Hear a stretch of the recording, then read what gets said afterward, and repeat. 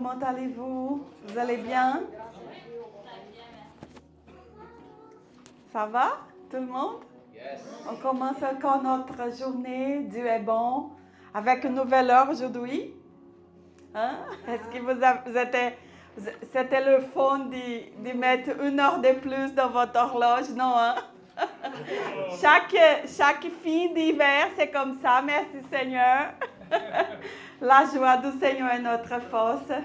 Dieu est fidèle en tout temps. Mais je suis très contente d'être ici aujourd'hui présent aussi encore. C'était un gros fin de semaine, mais le Seigneur nous fait apprendre de grandes choses. Le Seigneur nous fait apprendre de merveilleuses choses.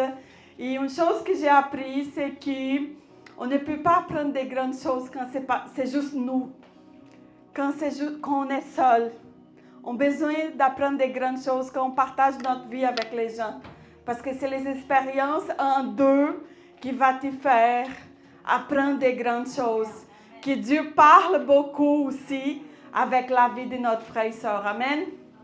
Est-ce qu'on peut commencer cette journée aujourd'hui en train de saluer les frères et sœurs en disant merci pour me faire apprendre avec ta vie, s'il te plaît. Est-ce qu'on peut commencer cette journée en train de dire à notre frère et sœur, merci de me faire apprendre avec ta vie. Amen. Gloire à Dieu. Merci.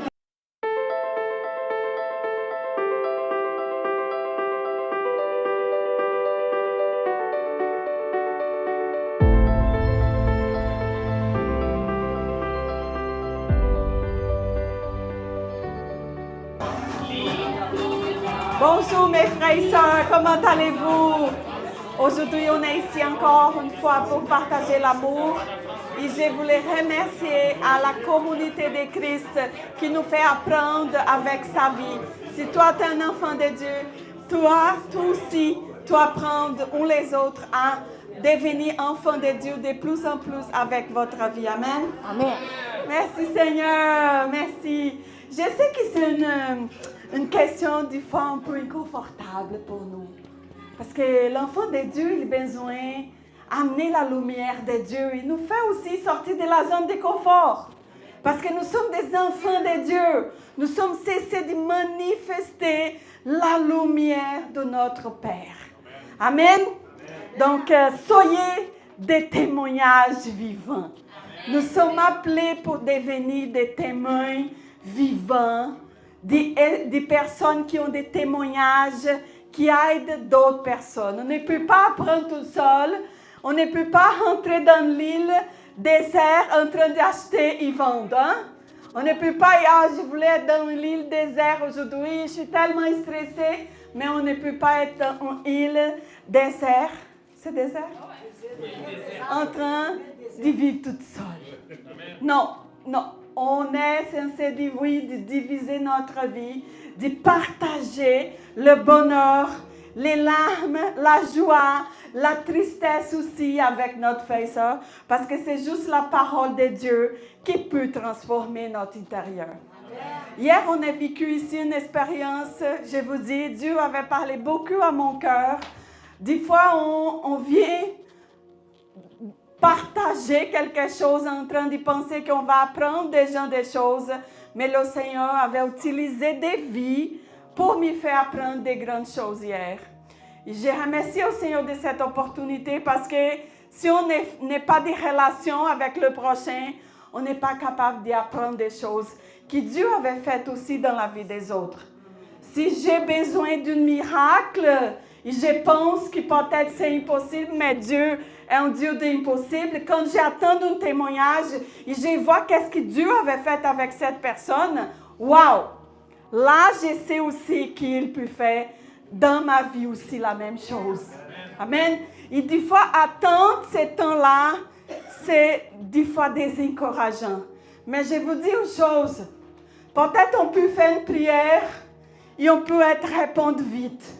Parce que Dieu est bon et c'est lui le boss. C'est lui qui décide c'est quoi le temps. Mais est-ce que ça va dire que vite, on est prêt? Non. Hein? Est-ce que ça va dire que vite, on est prêt? Parce que le processus nous prépare aussi pour recevoir qu'est-ce qu'on demande.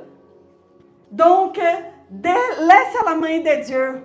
Laisse à la main de Dieu. Et le Seigneur, il choisit le temps opportun de répondre à notre prière. Amen. Gloire à Dieu. Une chose que j'ai appris ce matin. Des fois, on prie, Seigneur, change le cœur de cette personne. Seigneur, change cette affaire-là. Mais la parole de Dieu, en Thyatire 5, elle a dit que Dieu, il change, il écoute, il exauce les prières. Mais des fois, la prière, ce n'est pas pour changer l'autre, mais c'est pour changer la façon de nous voir cette situation. C'est pour changer nous-mêmes dans une situation qui, des fois, manque la patience, manque la persévérance, manque l'amour. Donc, on prie, on prie, on prie, mais des fois, Dieu, il va changer notre prière en amour pour qu'on voit cette situation, pas d'une façon négative, mais d'une façon qui va être manifestée la gloire de Dieu. Amen. Que Dieu nous bénisse.